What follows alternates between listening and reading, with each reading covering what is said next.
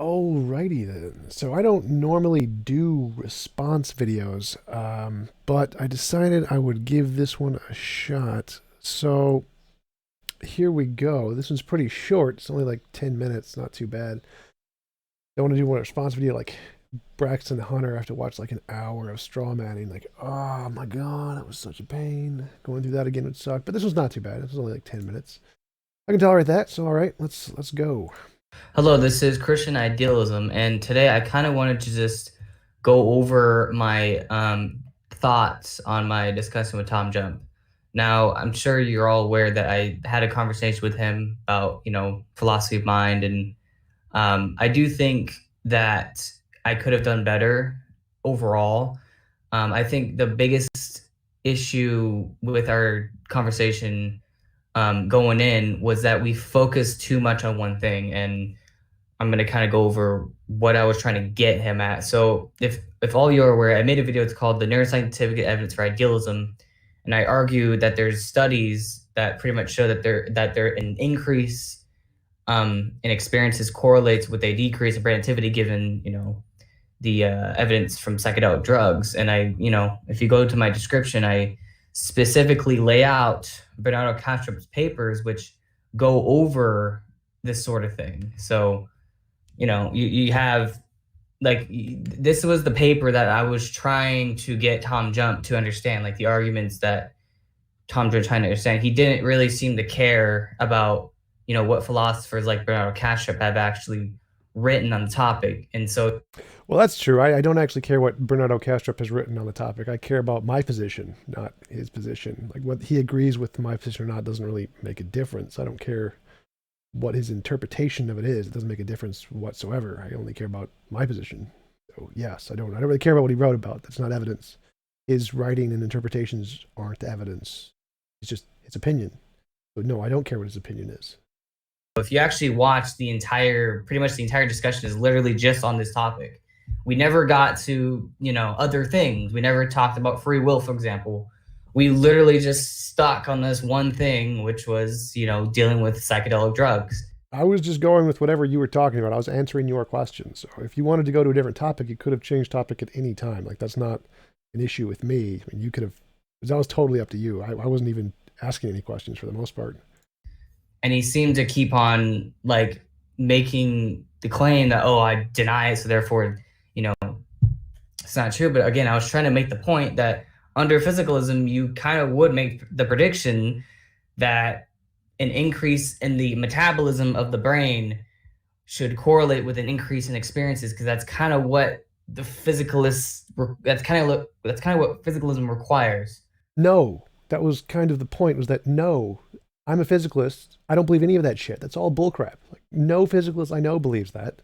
That's a straw man of physicalism. That isn't at all what physicalism suggests. There are brains that have more metabolism, as you put it, or chemical activity, like the sperm whale brain, which is far bigger than the human brain. It has more of both of those. It's not more conscious than us. It makes no sense to say that just because it has more electrical activity or metabolism that it has more consciousness. That's complete crap. We know that we can shock the brain and get more metabolism or more electrical activity, and it doesn't have consciousness, more consciousness. It's just diluted or psychedelic or completely shut off. Like electrical activity or metabolism does not equate to consciousness. Like you can have there are systems with like certain kind of fungus who grow miles and miles, the largest possible systems in the world, the largest animals in the world, or living things in the world. They have more metabolism than our brains. They are not more conscious than our brains. There are larger animals than us that have more metabolism and electrical activity than we do. Like, no, electrical activity does not equal consciousness. No one believes that. That is a straw man of physicalism, which is why I kept saying, no, that's crap. Stop saying that, because it's not my position. So I was trying to get him to kind of accept that premise, and then present an argument for my position, because that's pretty much the same thing Bernardo Kastrup does. But of course, Tom Jump wanted to ignore that and just make up his own model, which has nothing to do with physicalism. My model is literally a physicalist model. I am a physicalist. All physicalists I know of, pretty much everyone in the world accepts what I said. Chemical activity and metabolism do not equate to consciousness. More chemical activity or metabolism does not mean more consciousness. Again, there's more metabolism in bigger things than us That does not make them more conscious than us. There are things that have more metabolism that aren't conscious at all, like the fungus that I mentioned earlier. There are things with bigger brains that have more electrical activity than us, like this sperm whale. It's not more conscious than us. Consciousness is a specific process in the brain. You need that specific process to occur for consciousness to occur. It's not just more electrical activity or more metabolism equals more consciousness. That's dumb. No one believes that. No physicalist believes that, as far as I know. And if they do, they're idiots. So he basically like made a physicalist model that he didn't really explain how his model is compatible with physicalism. And What does that even mean? Like, again, I just explained, and I explained this in the debate too. Consciousness is a physical process. It is a specific physical process. It is not simply more electrical activity or more metabolism. And so you need that specific chemical process to occur to have consciousness, and that's all physical. Like everything in that what I just said is all physical. and he didn't really make a case. Now, I want to be fair that, we could have kind of stopped talking about that. Like I feel like again, we kind of talked way too much about the same thing over and over and over again. Um, and so like from like the very start, we're talking about, how you can infer consciousness isn't everything, but then of course he said that I was arguing from solipsism, which I wasn't, because what I said was that I do accept the existence of an outside world. What are you talking about? I did not say you were arguing from solipsism. I did not. I specifically said in the debate, I'm not calling you a solipsist. What I'm saying is that the structure of your argument is exactly the same as the structure of the argument for solipsism. You take a initial first value, and then you apply that first value to everything. You are taking the first value of consciousness and saying consciousness is in everything. The solipsist is taking the first value of their experience and saying their experience is everything. Now, I'm not saying that you are claiming to be a solipsist. Clearly not what I'm saying. I'm saying you are taking the same methodology as the solipsist and applying that as your reasoning. You take an initial value and then apply it universally. That's all you're doing. That's the similarity between you and solipsism. It's not you are a solipsist. I was never accusing you of being a solipsist. Then of course he kept saying that, oh, I'm doing what the solipsist does, which again, I'm not doing. Yes, you are. If you watch my videos, I actually made a video that specifically critiques solipsism. So I'm not saying that it's our consciousness that we can apply to reality. What I'm saying is that the ontology of consciousness applies to reality. And the reason why I brought that up was I wish I could have told him this, but basically the argument is it's kind of like similar to how naturalists will say that all we can know is about the natural, and therefore we can only conclude the natural from science. No one says that. That is not a thing naturalists say. That is a complete straw man of naturalism. You're not saying all we can see is natural, therefore that's only natural. That's circular reasoning. That is a terrible argument. No naturalist should ever use that argument. That's stupid. So again, you're just straw manning naturalism just like you're straw manning physicalism. The argument for naturalism is that we can demonstrate natural things exist external to our minds. They are not made up because they make testable predictions. We can say, if my hypothesis is true and exists in reality external to my mind, then I should be able to predict that it's going to do things in reality in the future. And if it does those things in reality in the future, that's a good reason to believe it exists externally to the mind. This is not, we experience natural stuff, therefore there is only natural stuff. That's not a part of naturalism. Naturalism doesn't even exclude the supernatural for the most part. All you have to do is demonstrate it and we'll accept it.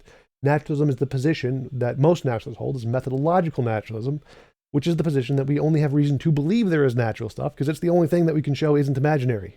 It's not that we just excluding the supernatural. And it's not that we only experience the natural, therefore there's only natural. Again, that's not the argument. Right. So that's typically the argument for why naturalism is a simpler explanation. But I could just use the same argument for idealism, where we only know consciousness exists, so why not just apply consciousness to everything? Well, again, because the point isn't that we only know it exists, therefore it's the only thing that exists, because that is, again, circular reasoning. No one should use that argument. That's a terrible argument. You can't apply idealism the same way, because what makes evidence for naturalism and physicalism is there are people who start with the assumption of naturalism and physicalism, use that assumption to say, if this is true, here's what we can expect to see in the future. And then if they get that right, that's good evidence of their hypothesis. Now, it doesn't actually matter if their hypothesis is specifically the physical world is true. And then if the physical world is true and idealism is false, then we will see this. That's not the point. They can make any predictions they want. They can say, if physicalism is true, we'll see the sun rise tomorrow. as long as their predictions are based off of the assumption that physicalism is true, that is evidence of physicalism. You don't actually need it to falsify idealism. Again, this is how fallibilism works. You don't need to falsify the alternatives for it to be evidence for one of your initial hypotheses. It's the same thing of how naturalists would infer that, we only experience natural things, so therefore let's say the whole, all of reality is natural, and there's nothing beyond that. There's nothing supernatural. Not an So argument. that's kind of what I was trying to get at with him, but he just didn't understand what I was trying to get at with him. No, I understood it. It's just a straw man. No one accepts that. So that's the problem, is that you keep trying to force these non-positions onto me as if they're my positions. Like, that's called a straw man. Like, no, I'm going to say that's a straw man. Stop trying to do that. That's wrong. Which is fine, I guess. But I mean, I was trying to be, I obviously was trying to be, fair to his position, but he obviously wasn't being fair to my position. What are you talking about? Again, physicalism and naturalism are my position. They're not your position.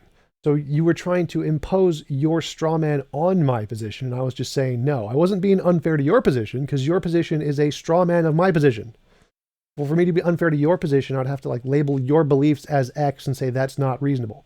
What I was doing was I was saying that you were labeling my beliefs as X, and I was saying no, those aren't my beliefs. Which is completely reasonable to do. Now, I want to address some of the comments down here. I'm not going to read them all because they're pretty bad. But basically, the basic summary I can bring up to you guys is literally all of the comments are literally down here, like name calling. Like, there's no argument given at all. Like, there's no argument against my position given for, physicalism or, and again, I'm not going to let the trolls get to me, right? Like, yes, there were trolls, obviously, that, said some pretty bad things in the comments. But again, if we're YouTubers, if we're, Christian YouTubers specifically, you're going to have to deal with trolls. It's just part of life. So again, if you're dealing with trolls personally, just remember that just because there's trolls, that doesn't mean they get to you, right? So just remember, I just kind of always go back to this point where if there's a troll on the internet or whatever, pretty much most of them are going to be basically the green line and below. Like, they're never going to really give a good counter argument or a refutation of your points. They're just simply going to, at best, they're going to have a contradiction, but they're never going to actually get above the green state. So just remember that, yes, there are comments that are against me and against other YouTubers, other Christian YouTubers, and just remember that pretty much 99% of the comments that come in are literally the green line and below. So it's literally contradictions, respond to tone, ad hominem, and name calling. That's pretty much all it is. And so that's why, again, I'm not going to really worry about the trolls, because they don't really have a counter argument. They're not presenting a counter argument. And that's kind of, I mean, I'm going to give some credit to TJump. I mean, yes, he did present a contradiction, but he didn't really present any evidence for his position other than saying, "Oh, we'll just Google it up," which is ridiculous, in my opinion. You don't just tell your opponent, "Oh, just Google it." Like, it's like if you're gonna have a conversation, like if we're gonna have a conversation with a climate change denier, I don't just say, "Oh, well, just Google it and you'll find out that climate change is true." Like, no, you need to actually tell them the research about why their view is wrong. You don't just say, "Oh, just Google it." Like, I think he's misunderstanding the argument here. So the argument isn't there are proofs of physicalism and disproofs of idealism in the papers. That's not what the papers show. The evidence is the fact that if you are a physicalist and you start with the presupposition of physicalism and then use that to make predictions, and those predictions are confirmed, that's evidence of physicalism. It's not disproof of, it's not like you don't need evidence that disproves idealism. You don't need a paper that shows if physicalism is true and idealism is false, then we will see this. That's not what you need for evidence. Again, the position of fallibilism is you just need evidence of your one hypothesis. So if I assume physicalism is true and I make the prediction the sun will rise tomorrow, and the sun rises tomorrow, that's evidence of physicalism. Does it negate idealism? No, but it doesn't need to. That's not how evidence works. In fallibilism, you only need evidence for your hypothesis. You don't need to rule out all of the alternatives. That's not how it works. So every paper in academia where a physicalist professor or scientist made a prediction about anything, neurons, synapses, anything, and that prediction was confirmed, that's evidence of physicalism. You don't need to rule out idealism for it to be evident. So when I was saying just Google it, I was saying literally just pick any paper that a physicalist ever wrote and made any kind of testable prediction at all, and that's evidence of physicalism. I was not specifically saying there is a paper out there that says here is, if physicalism is true and idealism is false, here is a test and we're going to do that test and prove it right. That is not what I was saying. So the reason I didn't give you any papers was because I was just stating pick any paper made by a physicalist, which is the vast majority of them, and that's evidence. I wasn't specifically saying there is a paper that negates idealism. That wasn't the point. It's ridiculous. Now, I want to also bring up my conversation with Cam Spires, because I think there's a very... Cam is awesome. Subscribe to Cam's YouTube channel if he has one. I don't know if he does, though. I think he does. I don't remember. Good. This is a very good comparison. So my conversation with TJump was very uncharitable. He did not respect my views. I was disrespecting your straw man of my views. I don't even know if you really presented much of your view. It was mostly just a straw man of mine. You kept saying, I'm going to give you the straw man and you have to defend it. I was like, no, I'm not going to defend that straw man because it has nothing to do with my position. We just kept on yelling back and forth over and over again. And clearly he wasn't respectful at all. There literally was there wasn't any progress in our conversation with my conversation with TJump. However, with my conversation with Cam on my channel, we actually agreed to a lot of concepts and we were very respectful, and we were able to understand our perspectives. And the reason why I want to bring up Cam here is because I'm going to have people like Cam on my channel. I'm not going to have people like TJump on my channel. So if I ever get into a dialogue with someone... Oh, no. Okay. If I ever get into a dialogue with someone, I am not going to put our conversation on my channel unless I think it's a good dialogue. In other words, unless I think it was a very productive conversation. Okay. And that's why, I like Cam Spires. Even though we have our disagreements, I respect him because we have made progress in our, even though we have disagreements, again, we have made progress because there's a lot of things we actually do agree on. Whereas my conversation with TJump, we couldn't agree on anything. And so my conversation with TJump was very unproductive, whereas my conversation with Cam Spires was very productive. So again, that's why, if people are wondering, well, why don't you just, why aren't you putting your conversation with TJump on your channel?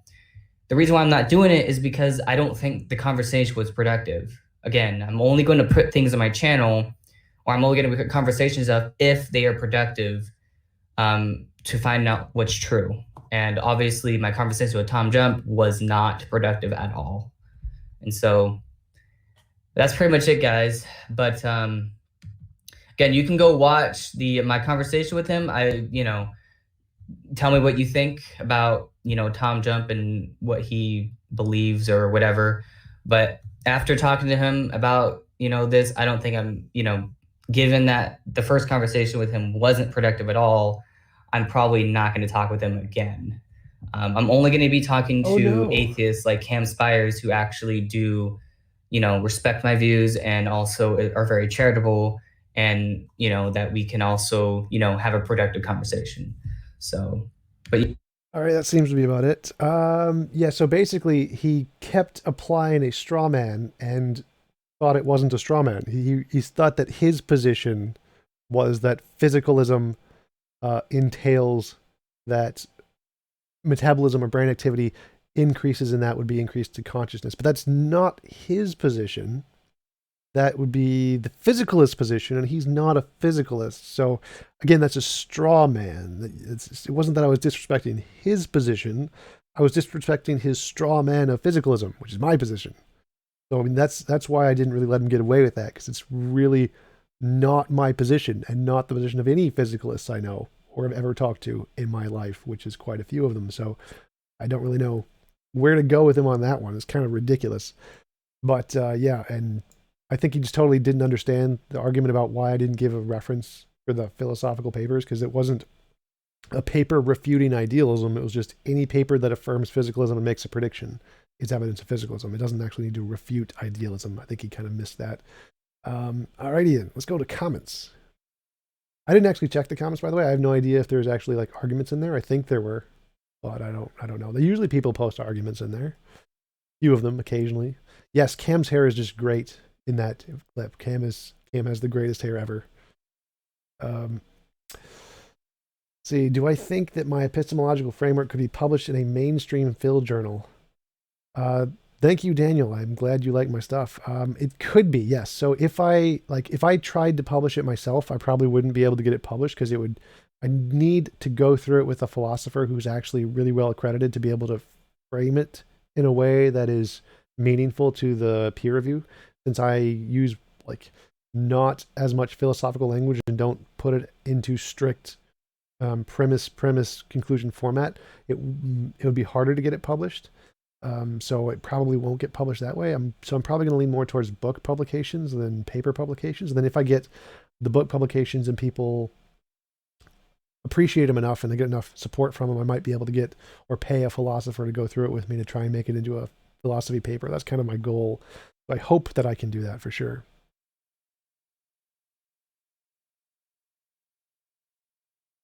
Yeah, genius. That's true. A lot of theists are not used to legitimate rebuttals, so they can't handle it well. It is very true.